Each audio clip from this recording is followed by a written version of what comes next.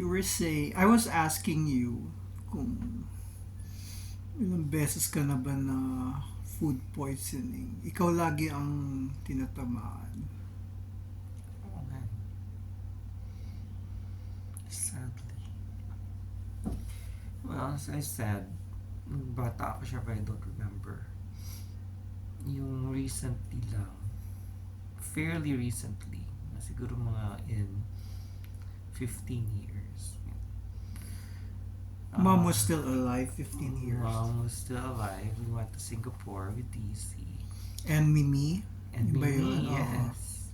And then when we got home, on the day that we got home, kinagabihan, Manila na. Manila na. Mhm.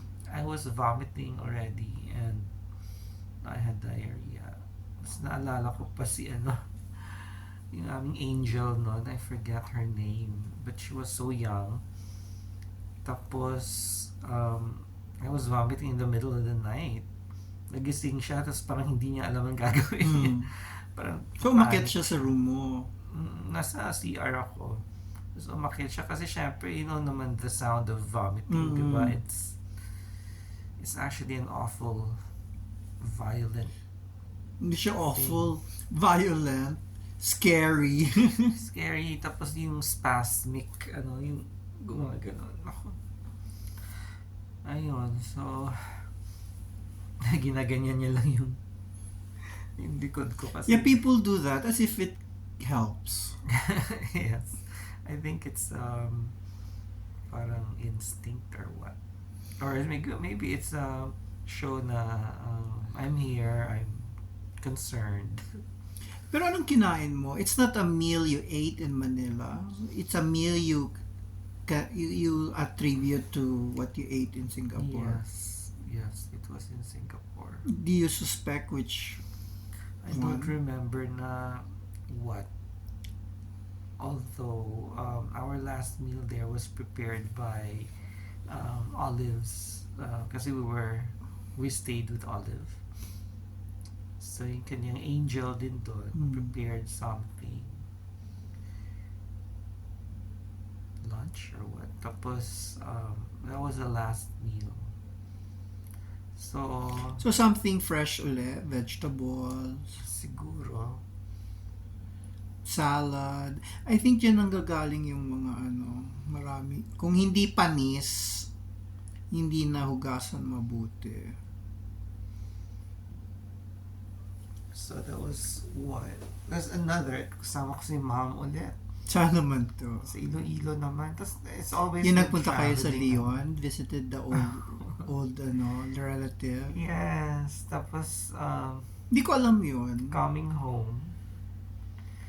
Siyempre sa Iloilo ka, di batchoy. Or before going to the airport, nag-batchoy kami.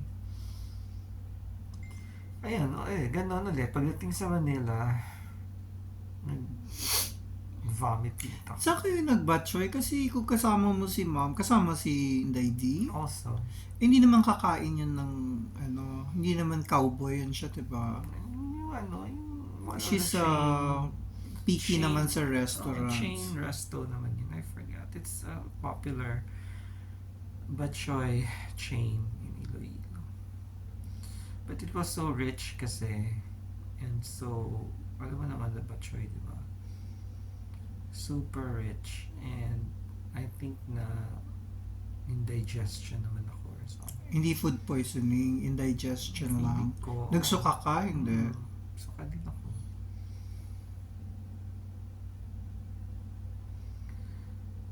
Tapos, It's not as if it's your first time to eat those food. Hindi naman. tapos parang laging, or dahil naalala ko lang, dahil may travel component. Kasi yung sa Bacolod, yung sa Silay, Okay. Baka because you're being introduced to a different Pag-uwi ko strain of din. bacteria. Ako iniisip ko yan, baka yung pag nagbuburakay tayo, nung nilalagnat ka, baka na food poison ka din. Hindi lang grabe.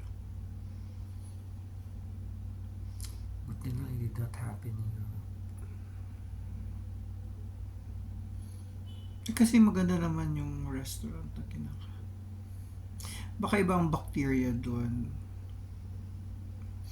Baka sila pa ang takot sa'yo. Eh ako, tapos yun nga, isa sila eh, diba? Grabe din yun. Pero yun Fresh naman, lumpia naman yun. fresh lumpia. Although diarrhea lang yun. Wala naman siyang vomiting.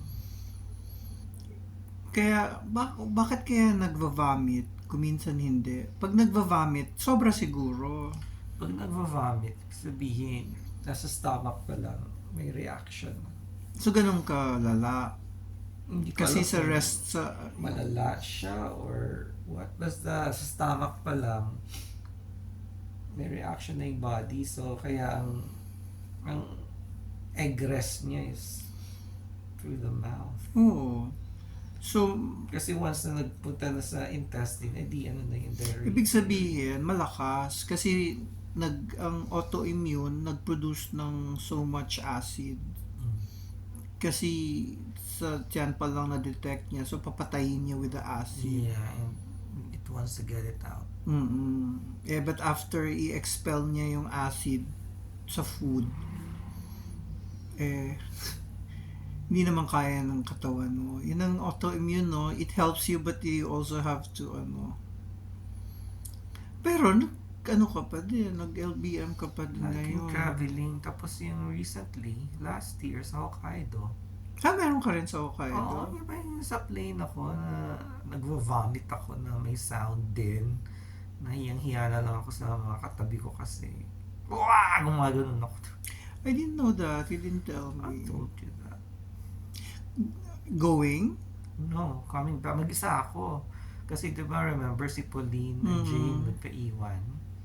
So I was alone. This was sa first flight, kasama ko pa si Jane going to Tokyo. Tapos nagpa-iwan si Jane sa Tokyo. Ako na lang mag-isa from Narita to Manila. Doon, nag-vomit ako. Tapos, Baka sa traveling yan. ang bilis ng flight attendant mag-produce ng barf bag. Siyempre, ayaw niyang punas ng vomit. Sa talagang para siyang superhero. Ayun na agad yung barf bag. Saan ka nag-vomit? Sa upuan ko, Oh my gosh!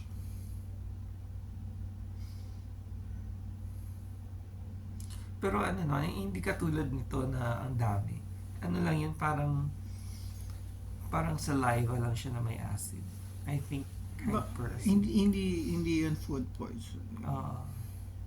Hindi yung food poisoning. Ako, I think I was dehydrated and I was hyperacidic. Bakit kaya? What causes hyperacidity when traveling? Travel anxiety, gano'n. Wala ka namang gano'n. Lagi ka namang Hindi, tsaka dehydrated ako kasi winter. So, pag malamig, hindi ka naman masyadong nauuhaw talaga, di ba? So, I guess, hindi ako masyadong uminom ng day na yun. Tapos last leg na siya, so I think napuruhan na talaga. Dehydrated na by then.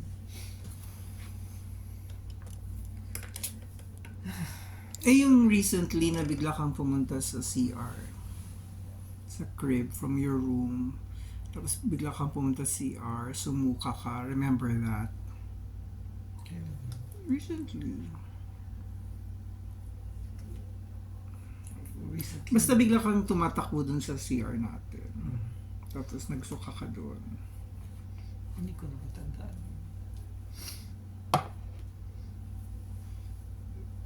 Tapos, mawala na. So, sabi ko, punta tayo, tingin tayo sa doctor. Sabi mo, hindi, wala yan.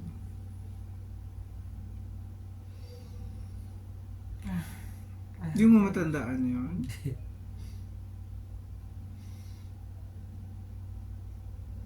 Yung naalala ko yung mga travel-related mishaps. Pero one time lang yun, yung tumakbo ka sa CR, tapos wala na. Kaya inisip ko baka, di ba yung sa pancreatitis mo dati, ganyan.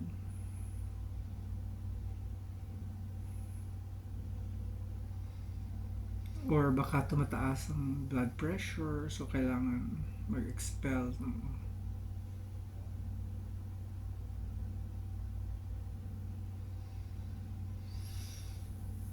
Ay, naku, kaya ang hirap. Pero I think nag-blood pressure tayo nun. Parang okay lang. Yan, kasi hindi naman normally mataas yung BP ko.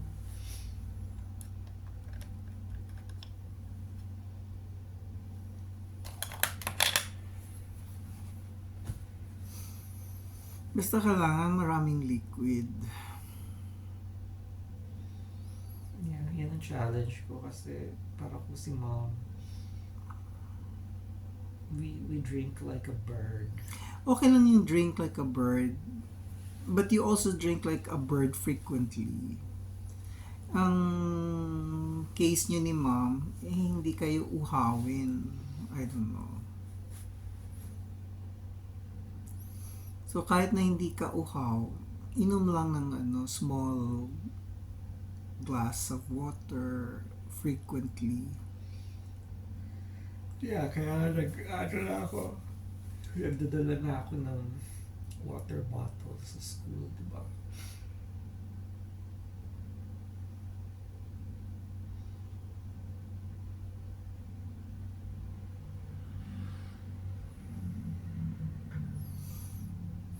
May load na pala ako.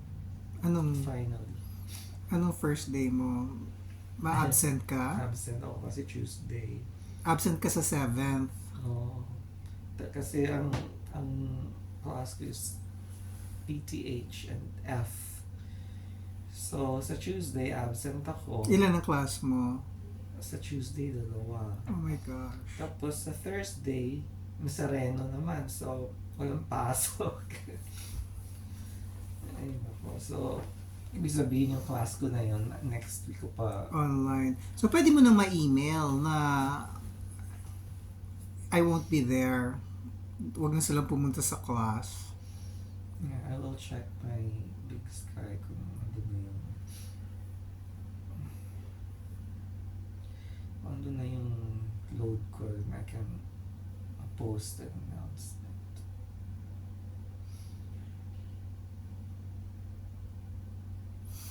Okay. Say bye-bye.